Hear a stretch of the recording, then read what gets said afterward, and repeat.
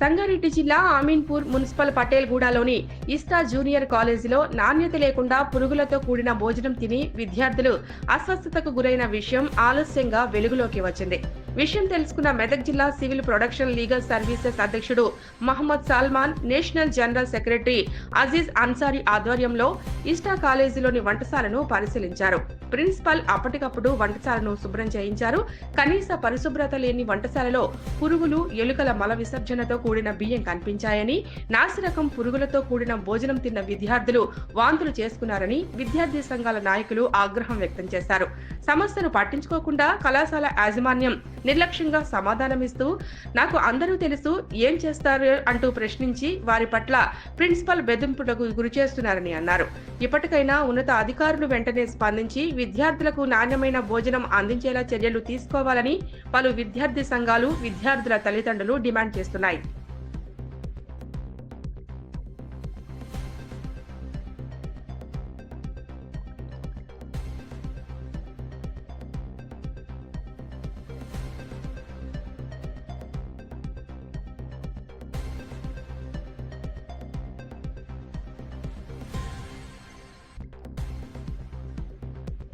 నేను Medak district civil protection legal service president.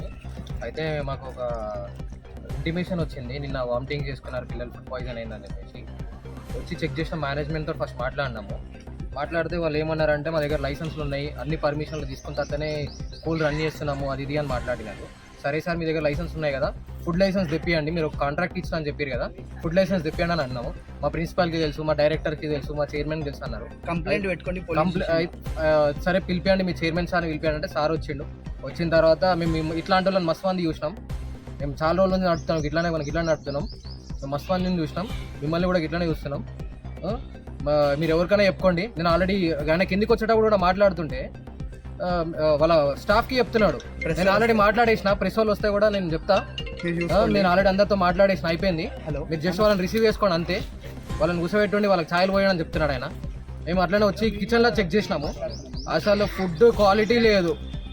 Boiled rice పెడుతున్నారు పిల్లలకి, అది చిన్న పిల్లలు పెడితే కడుపు నొప్పి వస్తుంది, వామిటింగ్లు అవుతాయి, ఇన్నిగానం అవుతాయి.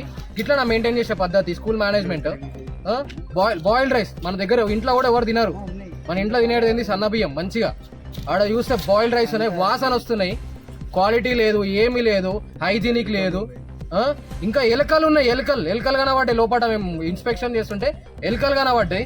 సాంబార్ అంటే రాగి 2024 ఎక్స్పైర్డ్ రాగి. ఇది మనం రాగి ఎంత హైజీనిక్ గా ఎంత హెల్తీ కోసం తింటామో, ఇది రాగి ఫ్లోర్, రాగి పిండి. నిన్న ఇంకోటి ఏంటంటే ఫుడ్ పాయిజన్ ఎందుకు అయిందని అడిగితే కస్తూరి మేతిలో పురుగులు వచ్చినాయని చెప్తున్నారు. ఎవరు రెస్పాన్సిబిలిటీ? అది మేనేజ్మెంట్దే కదా, మేనేజ్మెంట్ చూసుకోవాలి కదా.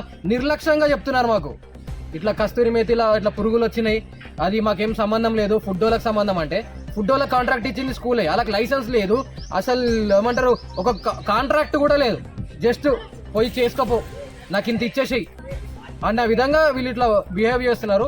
నిన్న పిల్లల్లో చూసినాము, చాలా వామిటింగ్ చేసుకున్నారు, ఫుడ్ పాయిజన్ అయింది. వాళ్ళు ఎవరు బేర్ చేస్తారు వాళ్ళ ఎక్స్పెన్సెస్, ఒకసారి మీరు కూడా చూడండి.